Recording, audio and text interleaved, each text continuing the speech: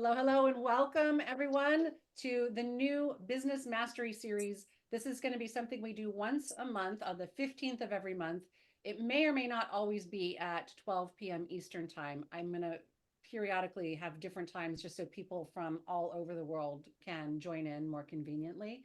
But the whole purpose of this is so that we can spotlight or feature a different QJHA graduate and have them share with us what they're doing, how they're doing it, what they specialize in, what other modalities they might be using, how they're finding clients, what they say to clients when they're asked what they do, just all of this stuff.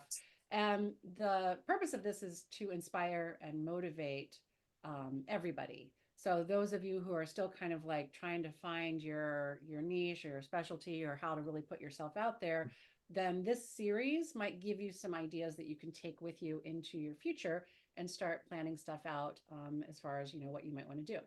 So today is our very first one, and much like with my podcast, Jonathan is the first one that I am interviewing, or in this case, he's guest hosting, because I just love Jonathan to pieces. I think the work that you're doing is fantastic, Jonathan. Um, his background is Yeah. in QHHT, and I just found this out by looking at his website, 13th Octave La Ho Chi Energy Healing and Soul Yep. Speak, as well as clinical hypnosis, right? That's right. Okay. And so I'm going to just hand it over to you now so that you can tell us anything else that you're up to and how you're sort of doing stuff. And there is a Q&A. So let me ask you first, Jonathan, do you want people to just raise their hands or do you want to wait until like the end, or what's the best way to do the Q&A? Whatever works. If someone has a question and we're going along, feel free to raise a hand, or you can just, pop it in the chat. Okay, perfect. Whichever works. Whichever All works. right. I think there's like few of us today that few enough of us that they can just raise their hands. Yeah, perfect, Be perfect. able to see that. All right. Well, take it away, Jonathan. Tell us what you're up to. Yeah. So again, for those that you that don't know me, I'm Jonathan Finn. I'm based in Ireland, the west of Ireland. Um, so as Kryssa mentioned there, pretty much what I'm kind of up to is again QJH, obviously because we're all here. Some other modalities I do as well, QHHT, 13th octave La Ho Chi, which is an energy healing modality, soul speak as well, and then obviously the kind of clinical hypnosis mixed in there as well. So again, suppose the focus today is kind of like the QJH stuff, um, and just running really with there, sharing some kind of experiences that I've had in science, in sessions with clients, different types of sessions that arise, because as you probably know, so many different kinds. Some stuff you might expect, some stuff might kind of maybe throw you off guard a little bit, some different new experiences that might come up with You feeling clients. any better? No. So what I'm going to do is just share some of those as well today, I suppose, and kind of run through that way. So, Kryssa, do you think there's anywhere in particular should start, or just kind of jump ahead? Let's start with how long have you been doing I guess hypnosis or like alternative healing type modalities? How did you get started? And then I would love to find out more about like how you're incorporating QJH into all of that, and we'll kind of roll from there. I feel like questions will naturally come up once you kind of just get Sure. started with that. Yeah, 100%. And So just a reminder, if everybody else could please mute yourself and stay muted, that would be fantastic. Thank you. Okay, go ahead. yeah, so I suppose my journey in the whole kind of healing, hypnosis, alternative thing started in 2020. So the first thing I trained in was QHHT, which is quantum healing hypnosis technique. For those that don't know, I'm a level 2 practitioner in that. So I did the level 1 in 2020, did the level 2 2021, and kind of ran with that for a while.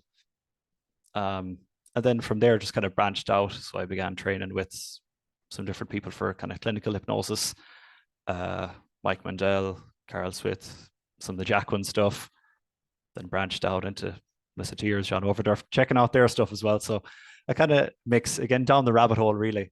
And also along with that, then training again Soul Speak, which is kind of linked in a way to QHHT. So it's actually by Dolores Cannon's daughter, Julia Cannon. So she wrote a book on that and she did a course as well.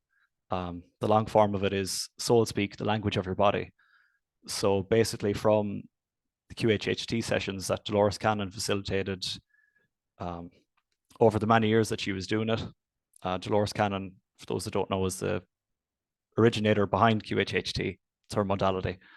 But basically, she found with a lot of physical issues and even emotional issues too, that they could be kind of traced back to more kind of common things that would kind of crop up again and again, or maybe certain issues would have a certain meaning behind them or a certain cause. So, for example, they found maybe something like arthritis.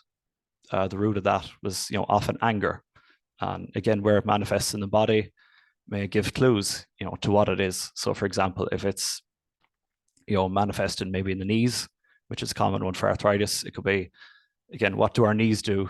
What do our legs do? Our feet, they guide us. That's what causes us to move. So we can kind of look at that as direction. So issues there, again, anger in direction, and you can get more specific as well. So is it one in particular? And it usually is. For many people, maybe it's a left knee that's worse or a right knee that's worse.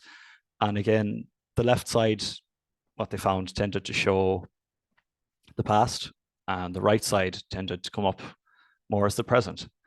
So again, arthritis flare-ups in the right knee and maybe nowhere else in the body might signal that there's something, anger maybe you're holding on to, known or unknown, that could be stopping you moving forward on your path or your direction. This reminds me a bit of Louise Hay's work. Yeah, very, very close. And there's some other people doing as well. Yvette Rose, there's a big book. It's about that big. Metaphysical Anatomy. Some people might be familiar with that too. That goes really, really in depth. Soul Speak is kind of more intuitive. It gives a general outline, and then the idea is that you yourself tune in and go from that. See, does that resonate? A variety of like medical intuitive training. It's basically what you're doing if you're doing a session with a client is you just kind of see what issues they're experiencing, whether it's physical or emotional, generally physical, and then from there kind of work with that, see kind of what could be going on there. Does this resonate? Does that resonate with what you're experiencing?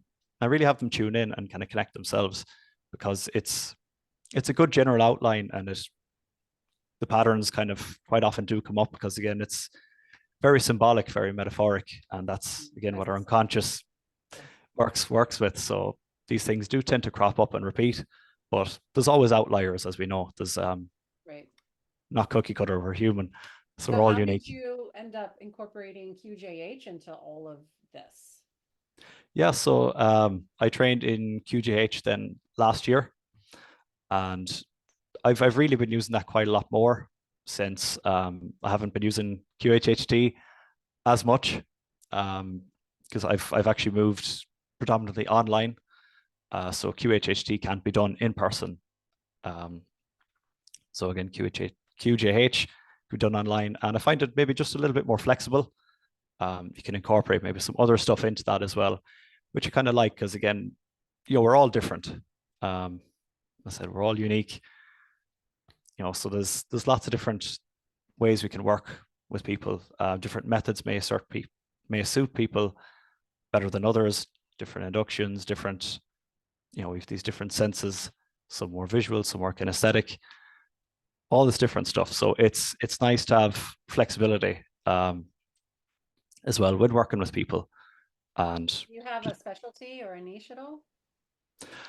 Not particularly. I don't have one set myself, but I suppose there's probably specific types that I do find coming to me. So at the moment, it's people that are just kind of on the cusp coming into their spiritual stuff. So becoming aware, but not head first in yet. So just teetering on that fence. And I somehow manage to give them a little push. So people often find me usually through social media. Instagram seems to be the most common one. Also through Google as well is probably one of the biggest things as well, I think. So SEO there is probably the greatest one. I would say that and Instagram are the two biggest ones. I'm not on TikTok. Instagram, Facebook, YouTube. So what kind of like verbiage do you use that is attracting these people who are at the very beginning of their sort of spiritual, transformation, opening, becoming more awakened to themselves? What are you saying in your Google profile or your ads or your Instagram, or, like that sort of thing? I think that could be really helpful for people who are just trying to sort of figure out like how to jump in there, Yeah, Yeah. yeah. So it may be slightly disappointing, but I actually don't have. So yeah, it's as I said, it's not a particular thing that I've decided, and this is what I shall, niche in. It's just kind of what I'm finding coming to me at present, and it's increasingly so. So as of verbiage or kind of trying to attract those clients, I don't have anything specific. It's just the way that's kind of working, and I actually wanted to mention that at some point as well. So I may as well mention it now, which is there's a post in the group recently. I forget exactly who posted it now, but it was about, say, sessions with clients having, say, a particular session that mirrors an issue you're having or experiencing or different things. So it's kind of, you're both learning from it. And, I think that's important too. And it's really down to kind of your intention for what clients you want to come to you. So I don't have a niche set as such, but what I do is set the intention for what clients I want to come to me. Absolutely. I So get it. it's Do you have like for example, I'm always talking about our voice is a natural attractor, mm, sort of a magnet. So I find that if I'm being interviewed on a podcast that then gets shared, or if I have like a YouTube video where I myself am doing some speaking, then people will tune in, and they're tuning in for the content, but there's just something about my voice that they go like, oh, I feel like I need to, oh, you're having a hard time hearing me. Sorry, Aurelia. So they're saying like, even though they're tuning in for the content, there's something about my voice that's causing them to decide that they want to connect with me. So that's what's working for me, is just having my voice out there. And I'm wondering yeah. what seems to be working the best for you. Is it just simply having an online presence? Is it are you getting more people through one outlet more than another? Do you have videos up? What do you have even a question like saying, how are you finding me? And if so, what's the answer? How are people finding you the most?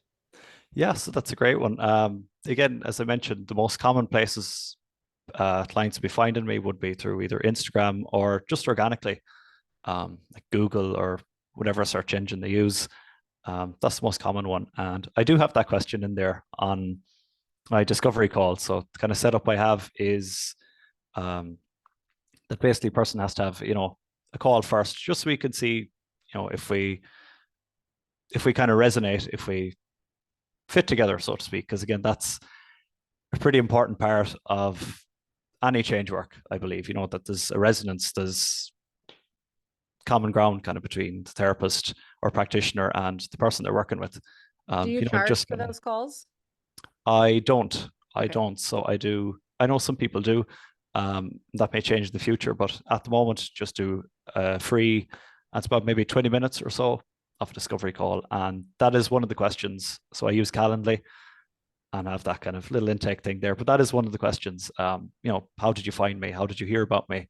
Mhm. And again, as you mentioned, that kind of serves as a good gauge as well to maybe look back at those and see how are people actually finding me? Is it just kind of?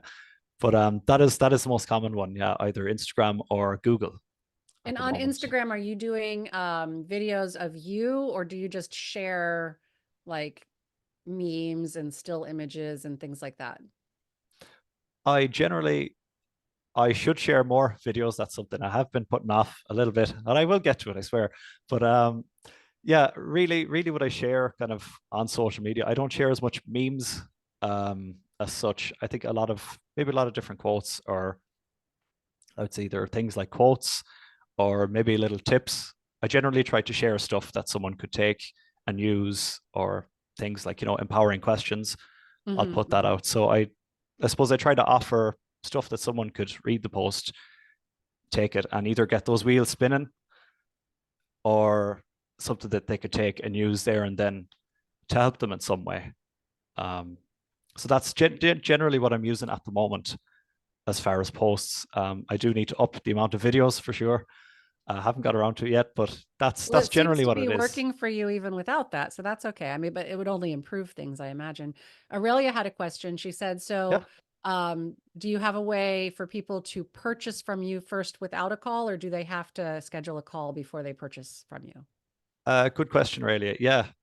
So they have to schedule a call first. So I don't have, like a button on my, say, website, and you could just book there and then for the session. So I'll have to, chat with the person first over a call.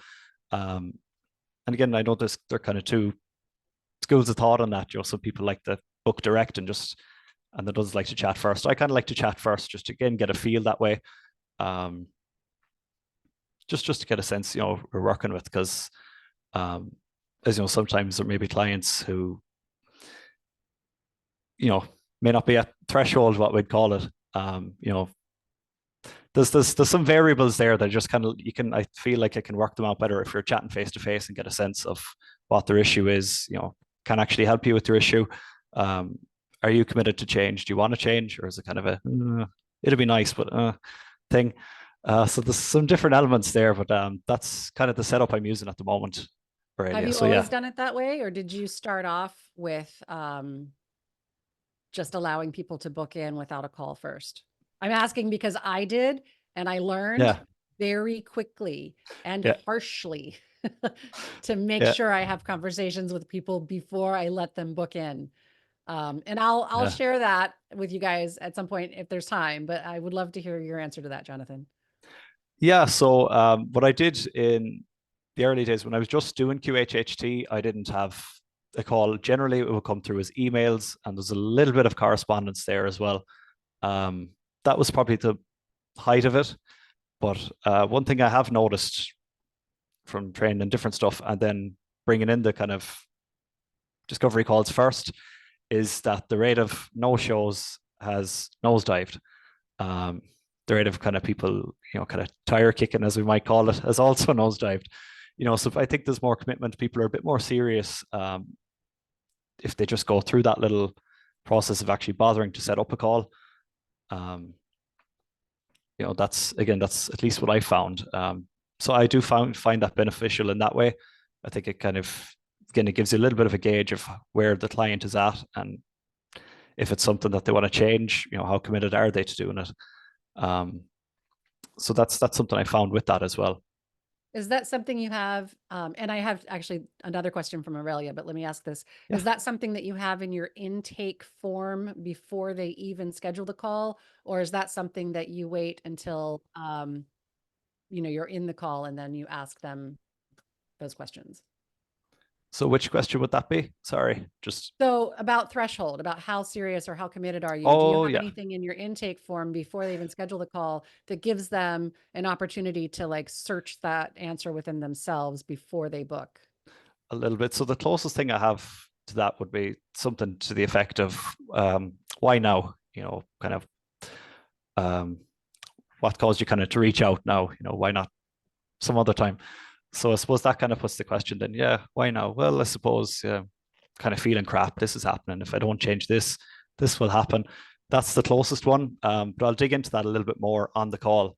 Because again, I think if we're answering all those questions in the intake form, they have time to sit and think about it, and the conscious mind will mull it over and do stuff with it. So we always want to get that kind of organic if we can on the Right. call. So that tends to show up more accurately there, I find, anyways.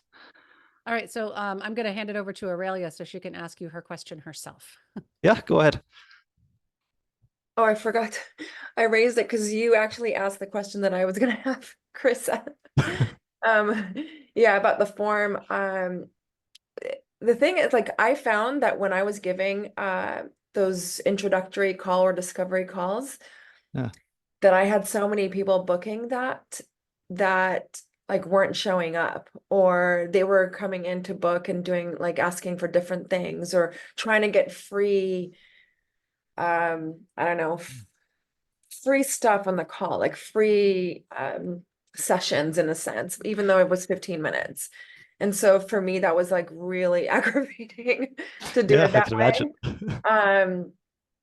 So have you found that like the case, like you get people coming in and booking and like they're actually not really there or to book or like to pay for sessions? Um, Thankfully, touch wood, I haven't really. I've had very few that would be kind of like that.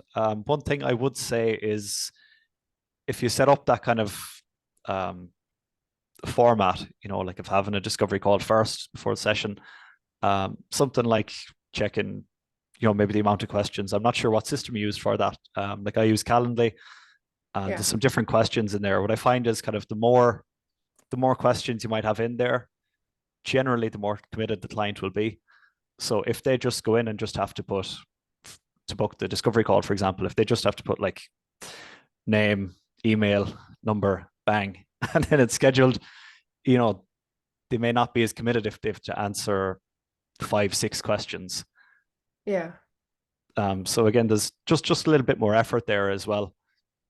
That's what I found. Because I did begin that setup. I had maybe like 3 questions, and I had some, not much, but some people that weren't kind of, hedging a little bit or whatever. But as I added, I doubled that. So I've been around 6 now, and that has dropped further. So I'm not sure if you had that in as well, just some additional questions, but I that may help. I did have a couple of questions, but I think like Yeah. that's a good point because I think that if I have like more specific questions or more questions, then I can see whether somebody is serious in the sense that they're like filling it out or they're just like need help, kind of like answering, Yeah. Um, so I guess that makes sense. To just add, more of those questions to get a sense. There Yeah. is a saturation point though, guys. Yeah. There absolutely Agreed. is. 'Cause I have reached it as the client where I went to go fill out somebody's questionnaire and we were doing trade sessions and I got halfway through and 10 minutes had gone by and I was like, I'm only halfway through. Yeah. Never mind. Like, never mind. Even though it's a free session, like at that point, I'm like, I don't have 20 minutes in my day Yeah. to answer. Like they wanted to know like every single thing that had ever happened in all of my life. And that's like, why? What's even the point? So there is a saturation point, guys, just so you know. Aurelia, Absolutely. you had another question that you didn't ask, so I'm going to ask it for you, but it was, do you offer anything for free to increase your email list, Jonathan? I do. So what I do have is kind of pretty standard thing, just a relaxation audio. It's about 20 minutes. I have that on my website. Just you kind of go in there, put in name, email, and then you get that then. So that's kind of like standard lead magnet kind of thing. I know some people do things like that. Some other people may do something like a little ebook. Um, some may do like, 10% off session or something or whatever it happens to be. But that's at the moment, that's all I have really, just the kind of the relaxation thing, relaxation audio. But that's a nice kind of opt-in as well. If you're looking to grow your email list and build that up a little bit as well. So I'm going to take a poll. I'm going to remove you from Spotlight for a second just so I can see Yeah. everybody's hand. Would you guys want to spend the last part of this call doing, having Jonathan explain sort of what a typical session for him looks like from the moment that he gets the client to the end? You don't have to go into details about the session itself, but like dun, dun, Yeah. dun, dun. Or would you rather do a role play where one of you pretends to be a client who's calling to find out more information from Jonathan and see how he responds to those? So option A, raise your hand. Option A is have Jonathan explain from beginning to end the basic structure of how he takes a client through. And option B, a role play. It looks like we're option A. All right. Thank Okay, God. Jonathan. And I Probably think because nobody wants to everybody do else a is role like, I don't play. want to be in the Yeah. spotlight. True. But that's okay. So let me go ahead and put you back in the spotlight. And yeah, so from the moment that you get the call from the client, can you just kind of walk us through? You've got roughly 20-ish minutes. Just walk us through like each step of the way from the phone call to the actual intake to the session to, follow-ups, if you do follow-ups, that sort of thing. I know I'm Yeah. putting you on the spot, but you did volunteer, so.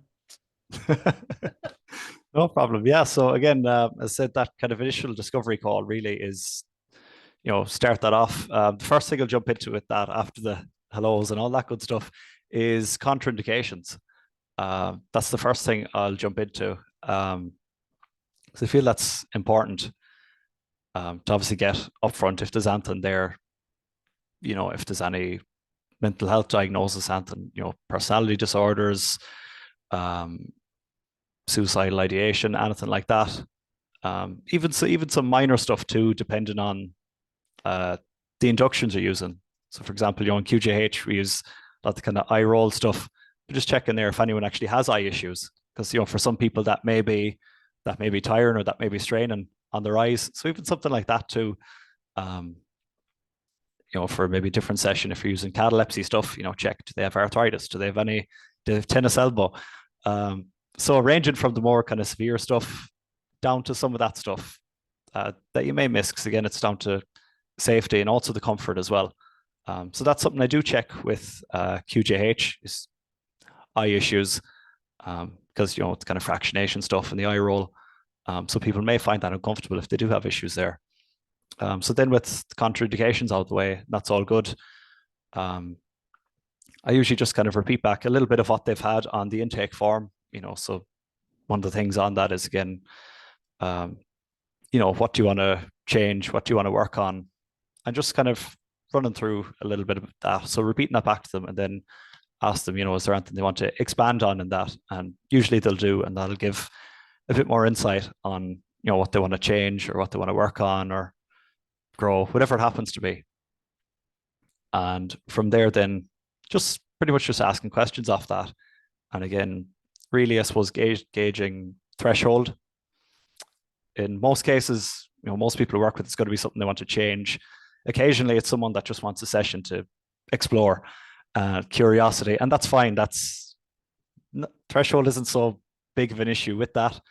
But generally, if it's something, like an actual issue that's a personal issue or something, and especially if it's something that they may be benefiting from in some way, you really want to check that threshold, because again, that'll let you know kind of, is it going to be easier or a little bit more difficult? And with that as well. So again, gauging threshold, and then really just rapport as well. Seeing. And this is all in the phone call now? Yeah. Okay. And then how do they schedule with you? Hold on, how do they schedule with you at that point when you've both decided that you do want to work together? Do you just send them a link, or do you schedule them yourself from your end, and do you offer packages, or is it always just one session? Yeah, so I'll send them as soon as we come off the call. We'll decide there on the call, are they happy to go ahead, all that good stuff. Then what I'll do when they're happy to do that is I'll send them, and also in the call as well, finding out, depending on what the issue is, is it a single session? Is it a package? I usually do packages of 3 with QJH. So that's generally what I'll do. Whatever we decide on, whether it's a single session or package, then after the call. How much do you charge for that, Jonathan? Everybody's sitting on the edge of their seat wondering. I might as well ask it.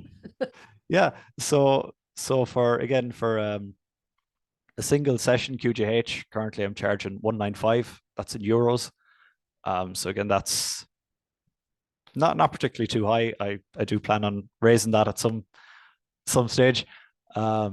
Yes, that's, again, the initial session is 2 hours long. And then with the QJH packages, again, the first session is 2 hours, and then I'll do 90 minutes for session 2 and 3.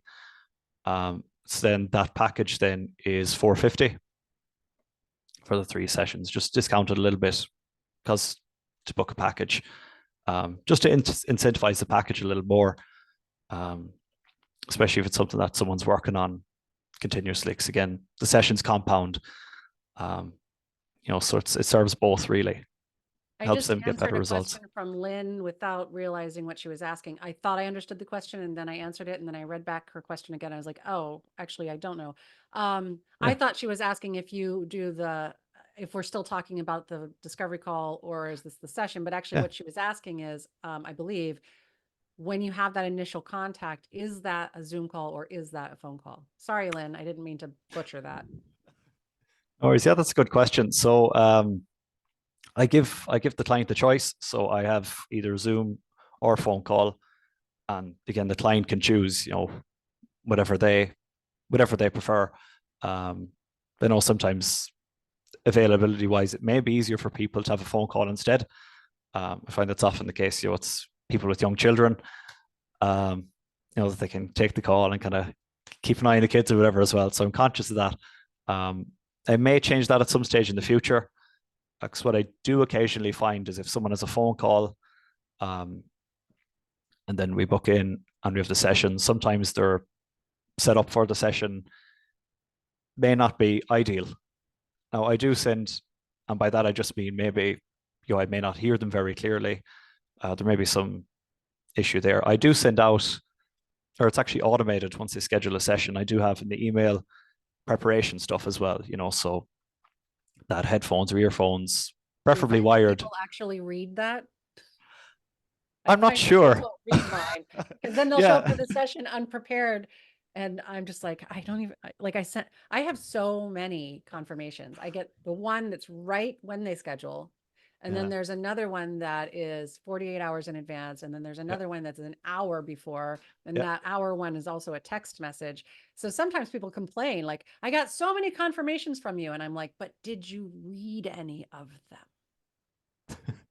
Yeah, it's usually, it's like, oh God, another one, this swipe it away or delete it or whatever. Exactly. Yeah, so I've no way of gauging that for sure. But I do mention it on the discovery call as well. I sneak it in there as well. So they've heard it at least once if they don't bother reading the calls or reading the, emails. And again, I have confirmation / reminder set up like that too. So when they schedule 2 or 3 days prior, and then, an hour before the session as well. So it's in there, but at least they've heard it once if they don't bother to read that or don't decide to. So again, the requirements, just strong, stable internet connection, headphones or earphones, preferably wired.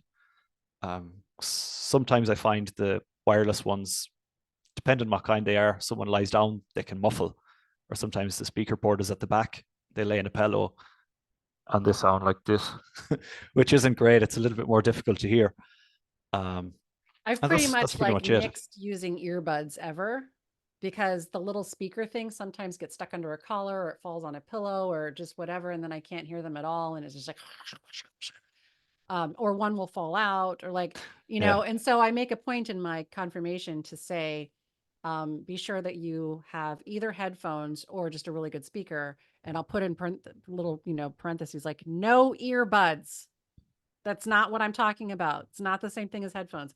I was going to ask also, oh my gosh, there was a question that was in my head and it just totally went poof. So my cat meowed and it went poof. Thanks, Obi. He took the question out of my head. Sorry about that. I'll come back to you. So go ahead. You continue on. So, I know. I remembered what it was. As soon as I said continue on, my brain was like, no, don't continue on. What I noticed on your website, you offer either clinical hypnosis or spiritual hypnosis. And I actually don't differentiate them anymore, but I'm wondering, like, what do you get more of these days? Or when you talk to somebody, do they decide at that point? Or like what, I guess, how do you, just talk about that. Yeah, so that's, again, as I said, I don't use QJH exclusively. So I generally tend to use QJH. And again, you can use it for everyone, but what I find is I generally tend to use it for clients seeking the more spiritual, the more metaphysical stuff. Now, that said, with the discovery calls, I do have 2 different ones. So I have one for clinical hypnosis, I have one for spiritual hypnosis. So the client can choose between those. And again, that's kind of, the questions in the intake are slightly different based on what the person goes into. So it's... Do you ever find a crossover? So like they say they want clinical hypnosis, but then as you're having the discovery call, you're like, I think maybe you would be a candidate for QJH, or maybe vice versa. Hopefully not vice versa though. It's generally not. Yeah, it's usually someone that puts in clinical and then you're like, yeah, you'd be a shoe in for QJH or this. So there is definitely crossover. I think, yeah, I just did that because to allow, again, the questions were slightly different. I used to find, the spiritual stuff when people wanted sessions, it was more just exploratory or they wanted to tap in. It's not a black and white digital thing. I have this problem or I don't. So I separated the two of those, but I do find a lot of crossover between them. As I said, in particular, someone puts in the clinical thing and then they're like, oh yeah, and we end up going with QJH Right. then. Let's just hope that that's always the case coming, going forward. Okay, my unbiased wish, of course. Okay, next question I have, because they're just coming now. They're just like, the next Good. question I Yeah, have let them is, flow.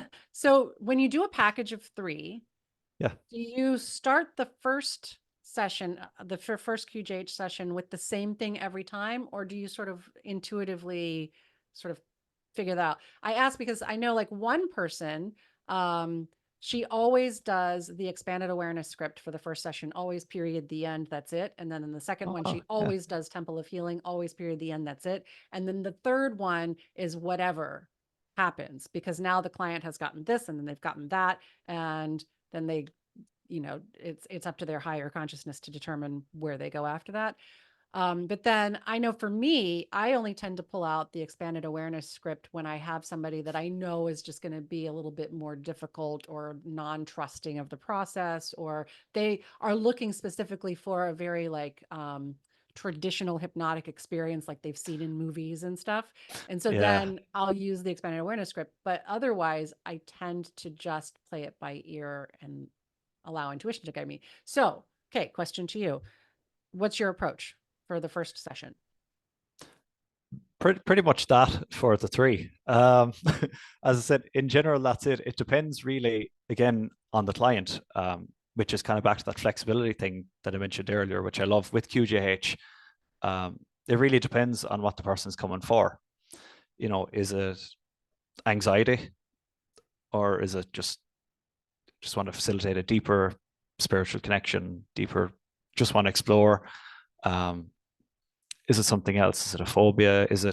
So it really, I think, depends on what it is. Or again, is it physical issue that they want to let go of or heal from? That'll dictate that. If it's something like that, I'd probably decide, yeah, a temple of healing in session 1.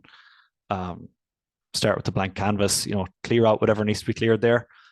And then free flow. But really, so I'll kind of work that way. If I am to kind of, choose something to go to in a first session, it generally would be Temple of Healing, if it calls for it. But most of the time it's route and just the doorway. That's how I tend to work with it. Oh, you just answered my next question then. I was going to say, have you found that there is a most of the time kind of a thing? Because I have, when it's not another QJH person, I found that most of the time we end up having to do some ego states work, some parts work in the first session. And then I'll just finish that session off with, an expanded awareness or cell command therapy if they're having like a physical issue. And then in the second session is where we'll start digging in deeper. And this isn't because I chose to do it that way. It's that like, as we're having that intake, I'll discover that, oh, they've got these ego states that are kind of like throwing up some obstacles. And so we might as well just take care of those things first. And then they'll also get like some immediate relief because ego states transformation is so powerful that they'll feel it. Like they'll go home and they'll be like, whoa, I'm already making these changes, which helps to increase their confidence and trust in it. I think that just helps a lot. But it's again, like, it's not like that was something that I put down on a piece of paper and said, always do this first, but I'm noticing that that's happening more often than not in a first session if I have a package. If the person only wants one session, they can't afford a package of 3, or they're not ready to commit to that, quite yet, or maybe they had a bad experience with another, hypnotherapy thing. And so they're like, then I'll typically do a Temple of Healing because you can pull in so many elements. So anyway, so you're finding that in the first one, there seems to be more of the Temple of Healing stuff going on. What would you say as far as like second and third? Have you noticed a pattern emerging at all? So even going back to that for a moment, so the first, when I mentioned kind of Temple of Healing for the first one, I said I'd only kind of go there if the client's issue is kind of something that mirrors that. So if they had a specific physical thing they wanted to address, or specific, energetic block or something they wanted to address, so kind of tailored to that. But in general, even in the first session, I'll just go based off the route and most appropriate doorway, allowing that to come forward and see what that is. That's generally how I'd work, unless. So I have a little insider question. Yeah, go for it. You've been noticing that there's more people that are immediately finding the Akashic records when just given the opportunity for their higher consciousness to pick a doorway? Yeah. I've been finding it's like, it used to be like maybe 1 out of 10 or even more. And now it's like almost every time. Yeah, that's something I noticed. I think it's a couple of months back. I think I might have even posted in the group about it as well. But that's something I found coming up, which was interesting too. People going in and just kind of doing a load of stuff in there. So it's kind of like a bulk clearing. It felt very much like a big push, get stuff done. So instead of going back to a past life and regressing and going through it and going through the deaths and blah blah blah stuff, they go in and they just gotta rewrite the stuff, clear it. There. I know. I feel like if they can get to the Akashic records on their own, we can do everything right there. Like right there. We can release all the past trauma. We can move forward with a nice clear path. We can cut all of the cords. We can remove all the hooks. We can call back all the lost soul fragments. Like we can do everything in the Akashic records. We can do Temple of Healing. We can do entity stuff. We can have the higher consciousness reach into the subconscious and like clean things up. Because the Akashic records is like the one place where anything and everything can take place. And I almost have to ask, like, is it safe to continue to do that much? Because I don't want to overwhelm the client's subconscious and then have there be like a kickback later, Yeah. And so I'm constantly, when we're in the Akashic records, I'm like constantly saying, if it's in the client's highest good. Highest good. Highest good? Yeah. Because like, honestly, once their higher consciousness comes through, like they're just like, oh, finally, thank goodness you're here. We've been wanting to make these changes for so long. Like, blah, blah, blah, blah, blah. They're like, hold on, wait, slow down.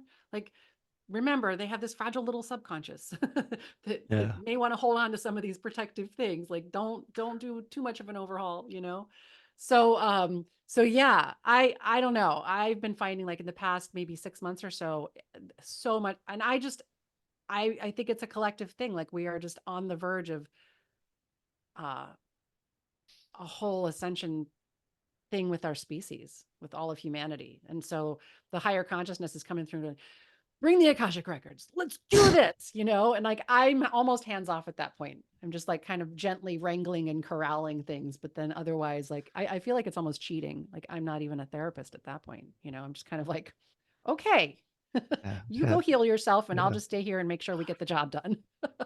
So what's your experience with that? And I'm sorry if I took over, and I'm so excited to talk to somebody else about No, go ahead. It's happening like crazy. Yeah, no, I noticed that a couple of months ago that a lot of people just happen to be going to the Akashic records, again, just based off route they go through and whatever way they describe it, it's often different for people, but again, the same thing. And going through there and just making big wholesale shifts, big wholesale changes, instead of kind of more laborious stuff. Again, maybe like past lives, going back to it and doing the stuff, or just a really streamlined version of just going bang, working through the stuff, clearing the stuff, cutting the cords, doing all that stuff. And it does feel very much like a kind of quickening, that's happening with that, which is wonderful as well. And as you said, kind of almost like an ascension thing as well. It seems like it kind of get as many people over that threshold, as many people healing stuff.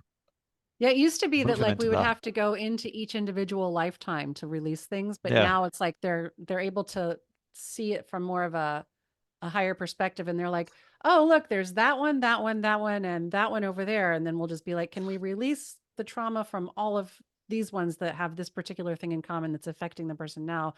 And they're like, oh yeah, here we go. Okay, ready, and gone. Okay, next. Like, we don't even have to drop into each lifetime to like work through the trauma anymore. It's just bam. And then, asking if there's any skills or resources to bring forth. It's almost like they're reaching in and grabbing from multiple lifetimes throughout all of these ages and going like, well, this one would be good, and that one, and let's do this, and okay, and then they'll just get this whole upload, and they'll have no conscious idea of what just got uploaded. But suddenly their like responses to things in the world, or their understanding of things, their perception of things has changed dramatically. Anyway, Yeah. so are you finding that to be the case as well, with like just these blanket, massive, sweeping? Yeah, pretty much. You know, when people go there, it is, I said, it is fairly sweeping, and a lot does change in those as well. And so I've had quite a few of those coming up. But I find even if people don't go to them, and if we get in touch with the higher self or highest consciousness, you know, it's a hallway or somewhere else as well, you know, I'll try and sneak in some of those things as well that would kind of little bit of Akashic territory. So, you know, is there, again, perhaps something like, are there any vows or contracts, you know, from other lifetimes or other stages in their soul's journey that are holding them back? You can maybe even go to the ego states thing. That's one thing I found good as well. Are there any particular ego states that most need healing and integration, you know, at the present time, or related to the route or whatever it happens to be? So even going from that level as well, allowing the higher self to work there as well, um, is nice too. So if they don't go to the Akashic records, you can still throw in some of those kind of process questions, I kind of call them. So you're setting something up, and you know, just let me know when that's happened, and you pretty much always get a yes. You know, again, the tag, if it's in their highest good. So, but that's kind of nice way of bulk clearing as well. You know, which I found is with the highest consciousness. So asking those types of questions, having it scanned, do a review. So again, ego states, any of those kind of things as well. It's good, again, rather than having to go and dialogue with each one. It's always good too if the ego states transformation, which, you know, sometimes it doesn't always come up. You know, say the muscle testing, you might get yeses to agreement, but there might be still an ego state kind of blocking whatever issue it is. So I'll throw it in there as well if we get into a dialogue with the higher self or highest consciousness. I think we can do anything from the Akashic records, honestly, Yeah. anything. And you can bring in any other doorway right there, like spirit guides, angels, quantum jumping, anything. So another question I had was, and Aurelia, I'll ask your question in just a minute, or you can ask it yourself in just a second. Do you do follow-up, like after your sessions? Do you reach out and get follow-up and offer support, you know, ask how they're doing, anything like that? And if so, how long do you offer that for, like after the last session, I guess? Yeah, so I do that with all clients, you know, QJH and otherwise. It's just nice to check in, you know, see how they're doing, see has the stuff they're feeling after a session, you know, has it stuck? Was it just a temporary thing, or are they still feeling like, you know, a month down the line or whatever How do happens you to be? ask them?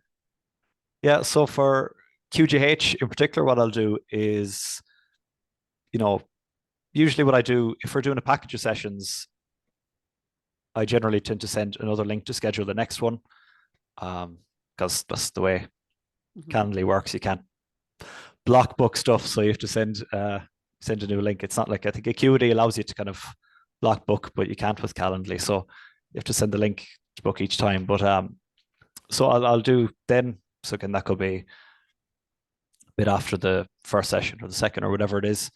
If I'm sending the session recording over, so I usually leave about 3 days between that. So after the client session, say it's on a Friday, and then I'll send the recording over on a Monday and say, hey, here's your recording. How are you, how are you since our session? Any shifts, changes, feelings you've noticed over the weekend? If any questions, let me know. So something like that. After each, that's generally when I'll check in. If I'm doing a package, I'll check in, those. This was a very contentious conversation over in the Hypnotic Women group a couple months ago. Shelley, you might remember this. I don't know. But I had asked about follow-ups, and I was like, why isn't this just like a regular thing that we all do? And then I found out, because there were some people that were very opinionated about do not ever follow up, because apparently we are so powerful that if we even suggest the possibility that maybe they didn't make the change, then the whole thing falls apart in a big fragile house of cards, which I think is bullshit personally. But I feel like the pros outweigh the cons with that, because like they want to feel supported and heard, and know that there's somebody there, especially with QJH, because they're sometimes having like these some crazy dreams or like new epiphanies, and they don't know Yeah. who to talk to about it. So they kind of need our support, you know. But yeah, apparently there is this whole lot, and I did not know this until I asked the question in Hypnotic Women, and there was like 3 that were super vocal about never ever follow up, because then it's almost like you're planting the idea that maybe it didn't work. Whatever. I know. I was like, okay, you know what? You keep going with that and you let me Yeah. know how that's working. But that's the thing also, is that they say, well, I have 100% success rate. I'm like, how do you know? How do you know? Yeah. How How would do you you know? know? You have to check your work. You know, if you Like, don't, yeah, you know, exactly. if you just do a session, say, okay, bye, you know, see ya, Right. and person goes, you never hear from them again. You know, how will you know? How would So, you know? I know. you know, so Exactly. that's it kind of baffles a little bit. But yeah, you have to, you know, you have to check your work, you know, both within the session, you know, for the future pace, or just when they come out of trance, you know, how are you feeling about that thing now, or how are you feeling? And then also after as well, Right. through And the if your follow-up. work is so fragile and their changes are so fragile that they could just completely like unravel just by asking, how are you? Like, maybe you need a different career. Anyway, Yeah. so Aurelia had a question about do you offer audios for sale or any other courses for sale? And then Anami will be the next question after that. Yeah, so I am working on some currently, and they'll hope to have those up in the next month or two, some different audios. So I don't currently, the only one I have up at the moment is that free relaxation one, the kind of lead magnet. But I've one finished and I've scripts for some other ones done. So I'm hoping to get those recorded and put up as well. I'll probably just bulk them all up together rather than putting one by one. So yeah, that's kind of what I'm doing. The one that I have coming out is it's about 35 minutes. It's a general hypnosis track. So if anyone is familiar with Mike Mandel, he's some different recordings, Journey to the Castle, he's some ones kind of like that. You listen to it, and each time it's not for a specific issue, rather you set your intention and you go that way. So it's kind of in a similar vein to that track. So that's a little bit more generic. I'm also working on some different ones as well. But so to answer your question, no, not at the moment, but they are coming soon. And courses, I've nothing up there either. So really just the audios that will be coming soon, really. You had a question. I think you had your hand up, or did we already touch upon it? Yeah, thank you. Well, it's the topic has passed, but I still wanted to add something to the follow-up, because then I usually work with a initial session, and then people can choose a package of 3 usually. Yeah. And then when they have the last session with me, I always tell them I'll be checking in with you in about a month, and just to hear how good you're doing. And because I'm curious of the changes that you're going to experience. And then after 6 months, I'll check in again. And people really appreciate that, because it's like when a restaurant owner says, I don't have any complaints, but the customers just don't come back, because people will not tell you I've only had it on one occasion that the client, and that was probably my mistake. It must have been my mistake. In the pre-talk, in the initial discovery call, and I talked about what hypnosis is and what it is not. But sometimes people just don't listen, and she came in with a very specific idea of how the session was supposed to be according to her, and how it was supposed to feel. And then afterwards she said, well, I wasn't in hypnosis at all. I could hear everything you said. And she got back to me a week later, and she said, well, this was bullshit, and it was just a waste of money, and blah, blah, blah. But that was the only one that reacted like that. But, you know, you have to be very specific how you phrase it, because people tend to not listen. And for me, it's important to tell them what hypnosis is and what it is not. So. Yeah, absolutely. As I said, that's something, thankfully, I don't run into that too often. I've a little FAQs thing on my website as well, but generally I don't find, even on a discovery call with people, I find it's not too often I have people kind of grilling me with questions, you know, and will I be out of control? You know, will I remember this? Will I don't get that often. Thankfully, people tend to be kind of fairly comfortable with it. The most debunking kind of happens during the session itself, which is nice. But those cases can pop up from time to time. And I like how you mentioned as well the follow up. You mentioned after the final session that you'll follow up with them, and just to see how good you're doing. So kind of the presuppositions in there as well, which is nice. Exactly. Yeah. Yeah.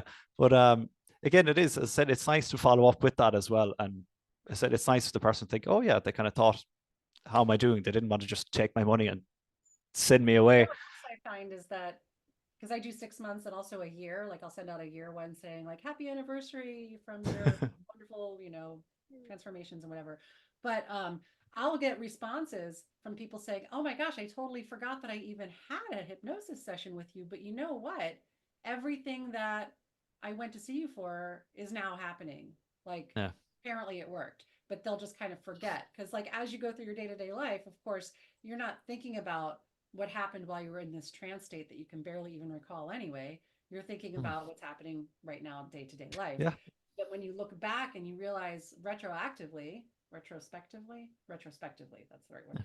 Realize retrospectively that you've made all those changes, and like that might be the first time that they even notice, like, oh my gosh, I really am living a whole different life right now. Like I didn't even realize it. I had one woman who I asked her how she was doing with the stuff that we did in her session. She had a sugar addiction, and she hadn't even noticed it. And she was like, oh, you know what? I haven't even had any sugar cravings at all, but I completely forgot that that was even a thing that I was working on. And she's like, thanks for reminding me, because now I can actually like pat myself on the back and say, good job. So follow-ups for all those reasons, I think, are just absolutely key. It makes them feel supported. I love, Anami, the way you said, and also you, Jonathan, like you're asking, not like, hey, did it stick? But you're saying like, hey, I'm here to support all the wonderful changes that you're making, because that keeps them focused on all the positive changes instead of like, well, maybe it didn't work, that sort of thing. So Yeah, and yeah, so that language is important too. You mentioned some people kind of found that they feel like, if you follow up the client, maybe it's seeding that suggestion that, but I think it's all the language too. Like if you say, hi there, did you smoke yet? Or did you, exactly. yeah. Yeah, hopefully that will stick, and hopefully that will, that kind of, so just checking in gently, there's I suppose And it's I even give hypnotist them and homework. hypnotherapist. Yeah. I'll say like, here's your homework. Your homework is to wake up tomorrow and every morning after this, looking for evidence of these positive changes. Yep. Because a lot of times our brain just automatically, the default setting is looking for evidence that nothing has changed. And so we need to intentionally look for evidence that things are changing for the better. Retune that RAS. Yeah, absolutely. Absolutely. Well, thank you so much. Does anybody else have any last minute burning questions that you would like to ask Jonathan before we end today's call? Did you guys find this helpful? Okay, because we're going to be doing this every month on the 15th. And if you're interested in being one of the spotlighters that shares what you're doing and how you're doing it, just reach out to me, because I'm going to be, looking for people who are confident in what they're doing and would really like to share how they're doing it with everybody else and just inspire us, inspire us. So last call. Any last burning questions? Oh, Kryssa. Mark, yes. Hi, with regards to this, I can see it's been recorded. Are you planning to share this with the group afterwards, or how you? I missed the beginning, sorry, because a meeting overran, but that's Yeah. So I'm going to send the Zoom link out to everybody in QJHA so that they can watch it, at their convenience. The Zoom link will stay good for about a year, but I'm also going to download it and then put it into the Academy as a separate thing that you don't have to watch in order to graduate. It's not going to be one of those, but it will be like optional, so even for people who have already graduated, it'll be like a separate little module that they can go in and be like, oh, I wonder what other people are doing and how they're doing it. And maybe I can get some ideas or, stuff like that. And Jonathan, if you have any, anything that you want to share, like as far as PDFs of your intake or, just whatever, feel free to pop those into the file section of the Facebook group. and just Perfect. link them so that we know, like, oh, this is from Jonathan's business mastery class. Yeah, if I'll make note of that so I don't forget it. But again, if anyone would like to, get a template of any of that stuff, just feel free to, to pop me a message in Facebook or whatever, or an email, and I can send that over to you. I personally think I would like to have your recording because I love your accent, and since it's free anyway, maybe you can just drop that link into the group and we can all just lull ourselves to sleep with your lovely lyrical Irish accent. If that works for you. Yeah. But Well, thank you so Yeah. much, Glenn. This has been a pleasure. Oh, I see I have 5 new messages. Let me see if there's anything that. No, okay. I wanted to see if there's any other questions. So thank you everyone for coming, and we'll be doing this again on you. the 15th of next month. There's Kelly, yes, and my Yeah. kitty stuck around for some part of it too, so maybe Yeah. they got smarter. Probably not. Yeah. All Thanks right. everyone for joining, and great to see you all. And thank you again, Kryssa, for having me on. Appreciate it. All right. All the take best, care. everyone. Take care. And I'll Bye. see some of you at Hypno Thoughts. Bye. All the best. Bye. Bye.